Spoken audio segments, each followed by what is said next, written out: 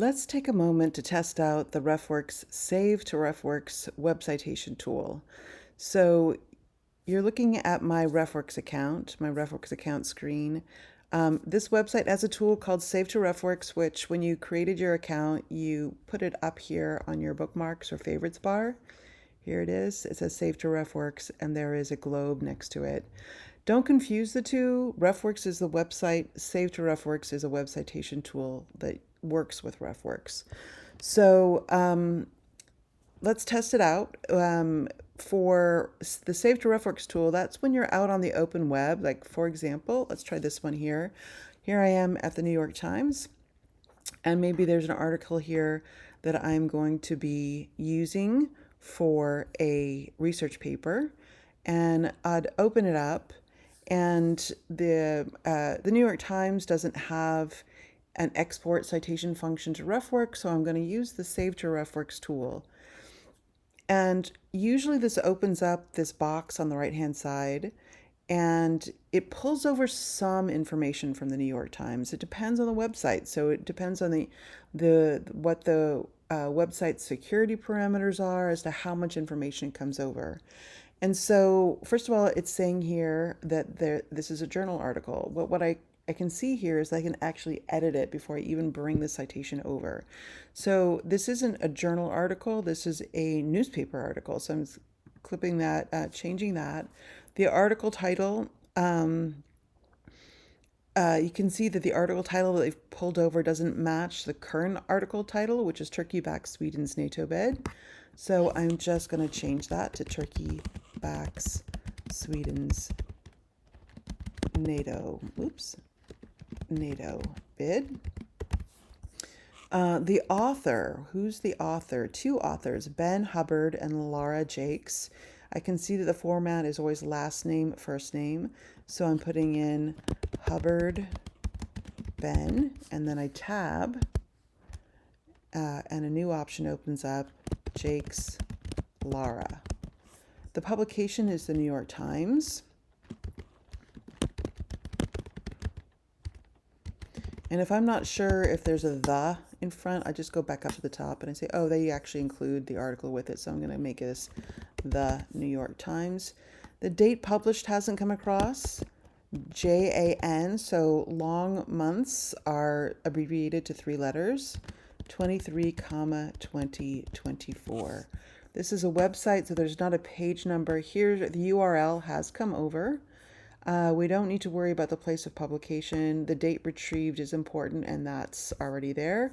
So I've pulled over the most critical information. I click on Save to RefWorks, and it asks me first, do I want to put it in a folder? So you can go ahead and put it into your Fresh Sem folder. And I'm going to create a folder, and I'll call it Fresh Sem Example. Create folder. And then I'm going to click on Import. And if I go ahead and go back to RefWorks, I can see that it's now in this new folder that I've created. Right now it's in last imported. But you can see the folder has been created, Fresh Sem Example.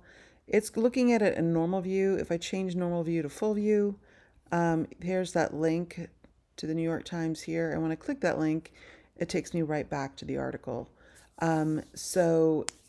Sometimes it brings over fairly limited information, and you have to do what I did there and do some editing to complete it and some changing.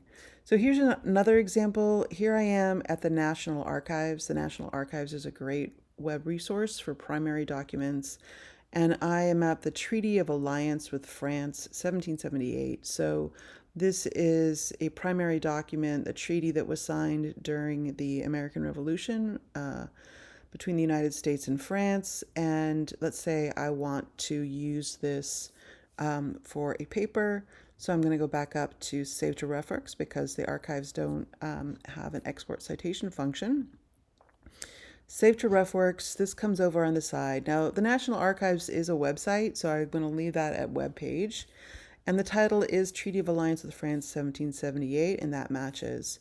So with authors, there aren't any authors listed because this is a transcription of the actual treaty. So again, I'm going to leave that blank.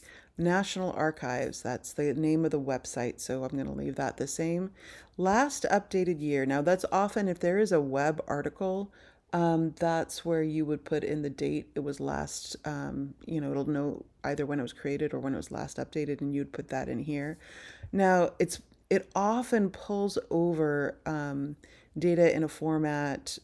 So, for example, I would look at this, interpret that this was actually originally posted to the web on April 13th, 2021 at a specific time. That is not at all what a citation should look like. So if you see something like that, you're always going to delete it. When you delete it, you can see, if you click outside the box, you can see it's suggesting to you, put it in this format.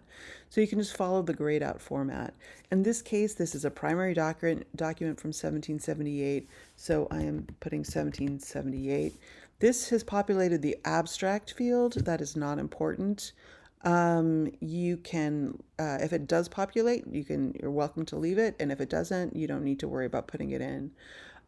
Here's the web address. So that's all taken care of.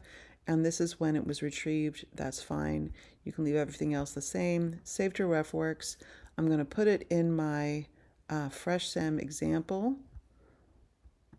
Click on that. And now again, here it is over in RefWorks. Right now I have it in full view. If I change this normal view, it just gives the bare minimum. But if you go back to full view, that's where you're going to see the link, and you can go, I'm clicking on the wrong one. You can go right back to that exact page, Treaty of Alliance with France 1778.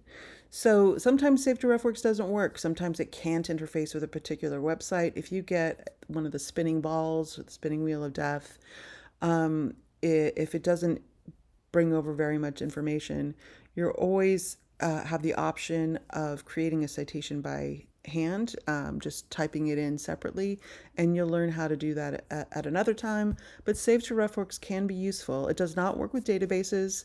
It does not work with sites where you have to log into something.